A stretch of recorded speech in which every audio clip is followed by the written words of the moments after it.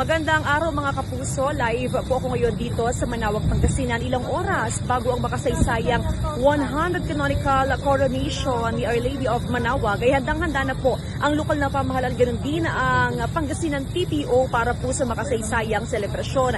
Ngayong araw po ay nakadeploy na ang nasa 600 na police personnel mula sa Pangasinan PPO, iba't ibang mga local police stations.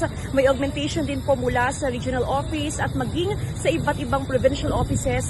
Dito po yan sa Region 1. Bukod po sa kanila ay meron pa mga force multipliers mula sa iba't ibang mga barangay. Naka-standby na rin po yung mga medical team mula naman sa iba't ibang like LGU, Region 1 Medical Center at maging sa Health Department ng Provincial Government na aalalay po para sa selebrasyon bukas. Ngayon mga kapuso, may mga ipinapatupad na po ng mga security and safety measures ang PNP para matiyak ang safety ng mga deboto na makikiisa sa selebrasyon. Ayon po sa lokal na pamahalaan, inaasahan daw na aabot sa mahigit 1 million ang mga deboto na makikisaya o makikiisa sa selebrasyon. Panawagan po ng LGU, umulan umaraw tuloy ang selebrasyon kaya naman magdalaho ng pananggalang sa ulan at maging sa init ng panahon.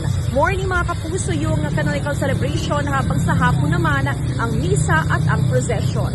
Ako po si Jasmine Gabriel Galban ng GMA Regional TV at GMA News.